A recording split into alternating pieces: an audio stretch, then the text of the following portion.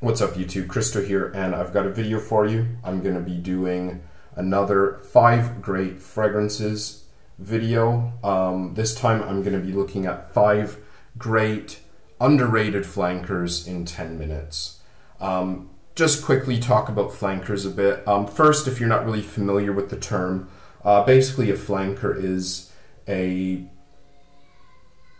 variation on the original fragrance or an offshoot. So for example, if you have Dior Homme and then you make an intense version of it, Dior Homme Intense would be the flanker. Now Dior Homme Intense is a very, very well-known, very well-loved fragrance in the community. I love it myself, but I'm definitely here to bring some underrated ones into the spotlight. Another thing I also want to mention, I definitely do think that there are way too many flankers nowadays. It seems a lot of designer fragrance houses, instead of doing something original, they're just, you know, kind of doing something, a slight variation on an original fragrance, and then just selling it to everyone again, hoping the same people are going to buy it. You know, wear for different seasons, different occasions, or things like that, and usually they're just nothing special. I'm kind of to the point where I don't really pay attention to them anymore unless it's something the original I really, really love.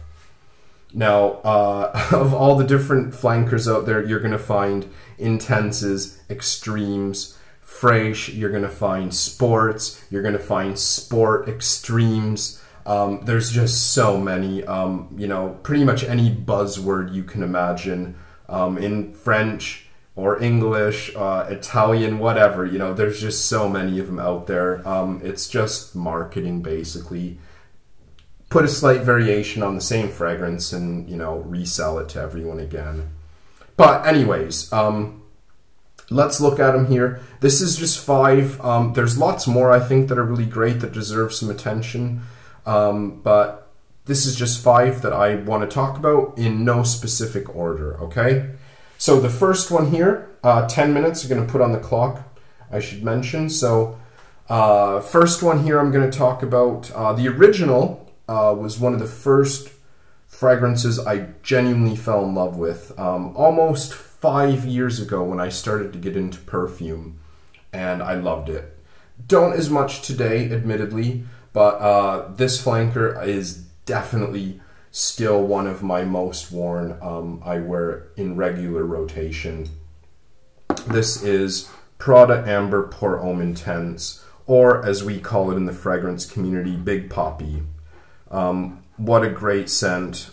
It's such a bizarre take on the original. The first time I smelled it at duty free about 3 years ago, I think it was, I was just like stunned. I couldn't believe, you know, how weird and strange it smelled and how different it was to the original. Now that I own the bottle and I wear it quite a lot, you can see I've put a pretty big dent in this.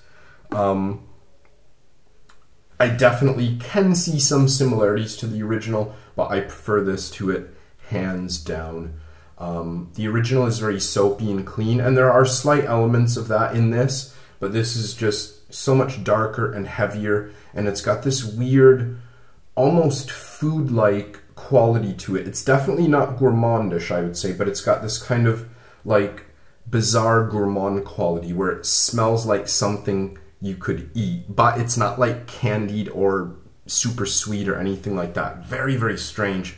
Really like it. It also has a patchouli note in it, which is, you know, either completely non-existent in the original or just so minute it doesn't really factor at all. So definitely this is an underrated flanker. It's out there. It's not the easiest to find. It seems to have not made it into a lot of markets in the world, but it is out there. So check this one out for sure. Big Poppy. Okay, number 2. Which one am I going to grab? Okay, I'll grab this one here. This is a good one. This is quite recent. This is only from a little over a year ago, I'd say. And this house is becoming very, very infamous for flankers. Most of which I have to admit I haven't really liked very much. This one, I can't say it's my favorite, but it is really, really solid. It got panned quite a lot when it came out initially, but I finally got my hands on a bottle, and I think it's so good. This is Thierry Mugler's Pure Leather, as we call it, or Pure Cure. It was basically like everyone was anticipating the next edition. Thierry Mugler, if you're not familiar with, is the maker of Amen, An Angel for Women, and Pure Malt, which was released, I believe, 5-6 years ago, was a huge success in the YouTube community. It was just like one of the most talked about, hyped up fragrances ever. Everybody loved it.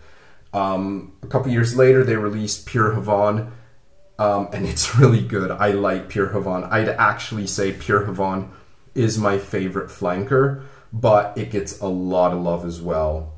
They released a couple weird ones in between, you know, if you're not counting B-Man, which, you know, it's hard to say if it's a flanker or not. I don't really consider it to be, but that's just me. Then Pure Leather. Amen Pure Leather.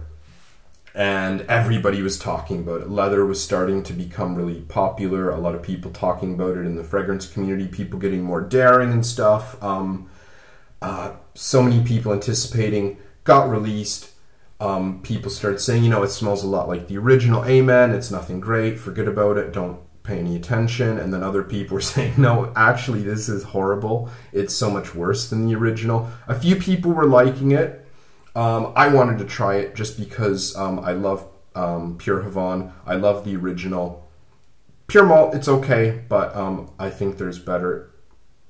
So I got a bottle of this from the Fragrance Bros, and I really liked it. I really liked it. And the thing about this was as well, after within just a couple months, it was instantly hitting discounters. It was in the bargain bin all over the United States. The price basically went from like $85 or $90 down to like $30 to $40.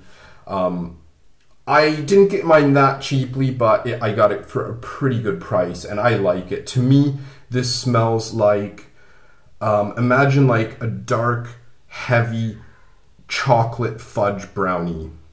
Then drizzle some hot black road tar on it, and that's what I get out of this. It's such a weird sensation. I do find it smells more like the original Amen than any other of the Amen flankers, but I think that road tar note is just so unique. Actually, I've mentioned road tar notes quite a lot in the last couple months, so maybe it's becoming a bit of a fetish of mine in the fragrance world. But yeah, I think it smells great. It just smells like heavy, dark chocolate brownies covered in road tar. And to me, that's really good. Okay, let's grab the next one. Okay, this here. I was really surprised. The original version of this, of all the 5 I'm going to talk about, is by far my least favorite.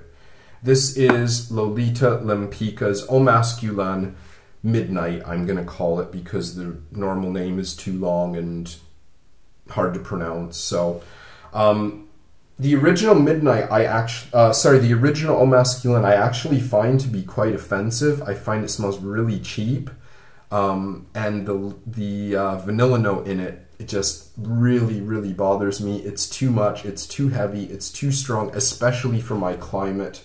So when this came out, there was a friend in the fragrance community. I think he was the first guy to get his hands on this, and he's like, you know, I can't say a niche snob, but you know, his collection is impeccable. It's like Xerioff's and Tom Ford's and like the limited Guerlains, like the exclusive Guerlains and stuff like that. And he was the first person I heard talk about this, and he spoke very highly of it. He got it at retail when it first came out for Christmas 2 years ago or so. I think maybe 2 years ago. It was released around Christmas time, holiday time, and he thought it was great. And, you know, I took his word. I tried to find it actually, but it took me a really long time to get my hands on it. Finally did, and yeah, he totally got it. This is a great designer flanker. It's so much better than the original. The hook for this one is that it has oud. I'm not an oud enthusiast, but I don't really get much out of it. It is definitely woodier than the original, and it is definitely darker than the original, but I don't particularly find it to be oudy, which, you know, I know is a wood or an incense or whatever, but it doesn't really manifest itself in here. Basically what you get, if you take the original Au Masculin, take out all of or most of the vanilla note, and just amp up the woodiness. That's pretty much what it is. And, you know, it just makes it darker, heavier. To me, so much easier to wear. I think this is a really, really, really fantastic flanker. It is, or was at least, a limited edition. It still seems to be quite readily available for very good prices. I've seen it go for as little as $40 to $50. It is out there, and I highly recommend this, especially for the coming fall and winter. Okay, I'm definitely going to end up going over 10 minutes here, so you'll have to excuse me. I'm down to about a minute now, and I've still got 2 great scents to go. Okay, next one. One of the flankers of one of the greatest, if not the greatest, designer fragrance for men ever made, in my opinion. This is Narciso Rodriguez for him Intense. This is an EDP concentration. Basically, this is what took over from the Musk edition. The Musk edition was limited, and this came out a couple years after Musk, and it's still quite hard to find, even though it's been on the market for several years now.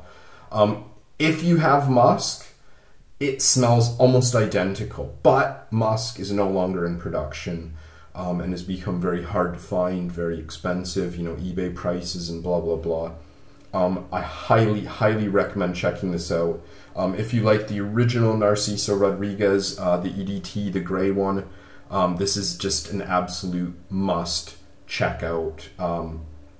It's minimal, but it's just so complex, and it's just like nothing else in the modern men's designer game. It's so classy, so sophisticated, and a lot of newer men's releases in the designer world just aren't doing that anymore. So both this and the EDT are excellent. I'm actually preferring this nowadays. The original EDT is actually my signature, but this one I'm definitely wearing more. Okay, I'm going over a little bit, but I gotta get my last one in because I definitely think it deserves at least its 2 minutes. So I'm gonna get rid of the suspense and just drop it out there. This is D Squared's Potion Royal Black, and this has become, in my opinion, possibly the greatest flanker in designer history. I would put this up there with Dior Homme Intense.